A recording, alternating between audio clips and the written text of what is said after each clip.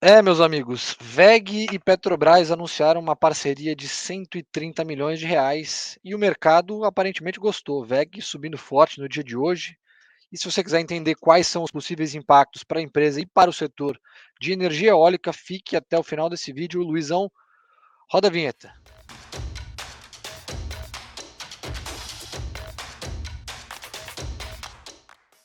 É isso mesmo, senhores. WEG e Petrobras anunciaram no dia de hoje uma parceria milionária, 130 milhões de reais de investimentos que vão ser distribuídos até 2025 para a possível entrada aí da companhia de petróleo no setor eólico, olhando para as eólicas offshore. São as explorações de produção de energia eólica com cataventos, né, máquinas aerogeradores lá no meio do mar.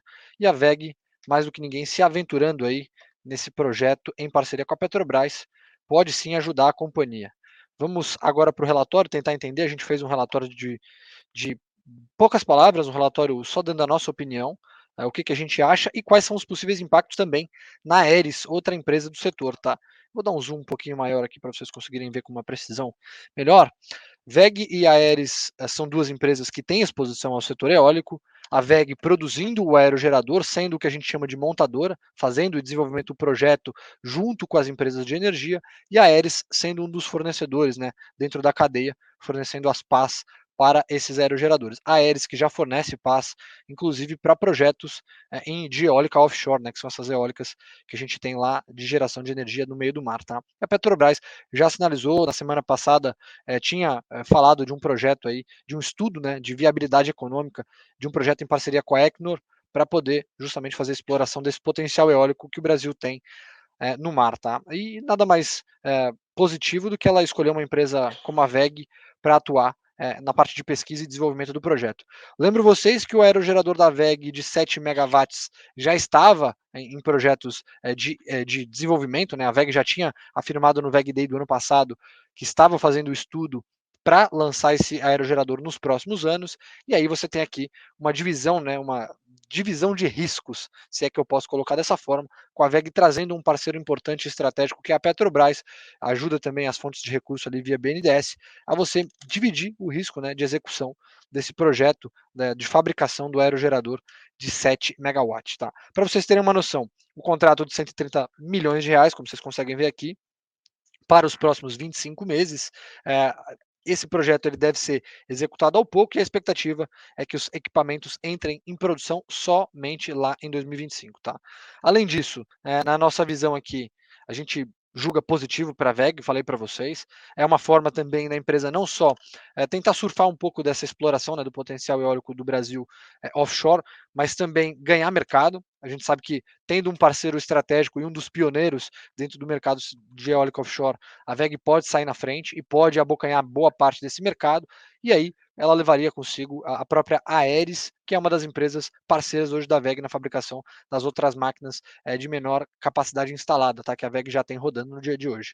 Inclusive, a WEG divulgou alguns contratos aí com a Engie, participou de alguns projetos com a própria Alupar, a gente viu meses atrás, para justamente o fornecimento, né, de aerogeradores em campos eólicos lá na região Nordeste. Tá? Então a gente acha positivo para as duas empresas, tanto para a Aeris quanto para a WEG. Tá? Olhando para a Petrobras, a gente sabe que não é o que todos os investidores gostariam de ouvir, não é a notícia principal, né? A gente sabe que o investimento e essa forma da empresa se aventurar, né, em novas empreitadas não agrada muito os investidores, mas como a gente está aqui olhando para o caso de Aeris e WEG, a gente acha assim positivo, dado o potencial eólico que o Brasil tem. A gente sabe que existem algumas licenças ambientais que precisam ser aprovadas, esse marco regulatório das eólicas offshore ainda não foi aprovado, então a gente sabe que as coisas ainda estão acontecendo, mas que à medida com que elas se concretizem, aí sim pode destravar um potencial interessantíssimo, tanto para a WEG quanto para a Aeris.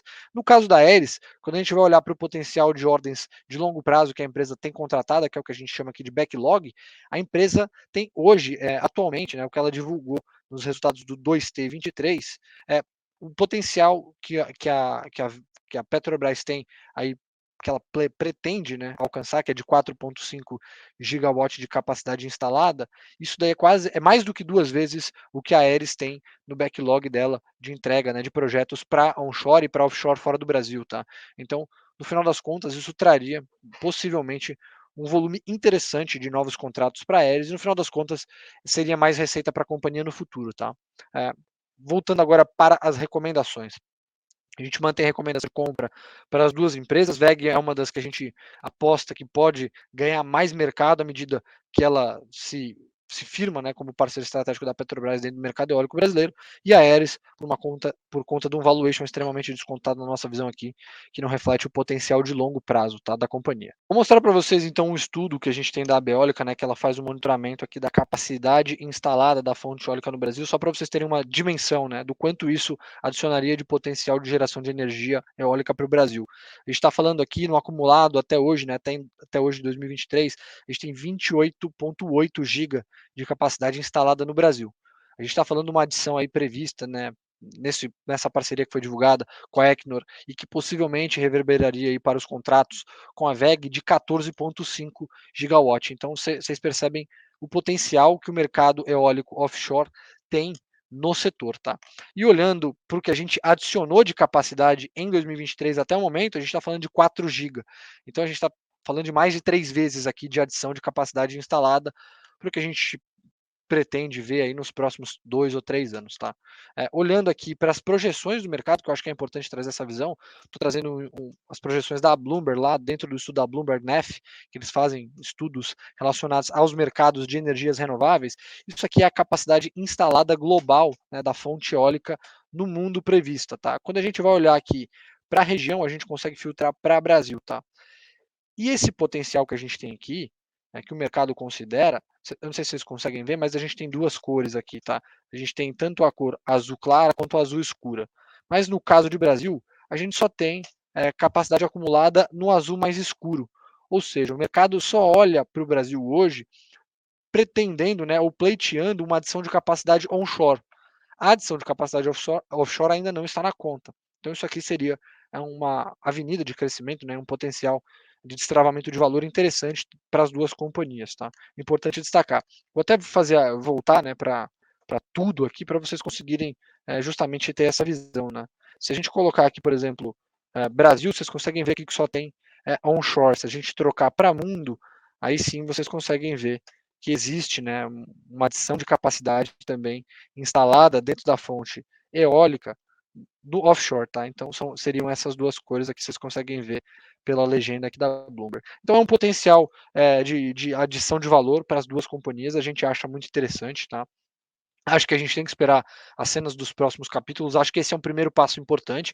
A Petrobras vinha há muito tempo falando, né, que tinha a intenção de caminhar nessa direção, mas nada havia sido feito.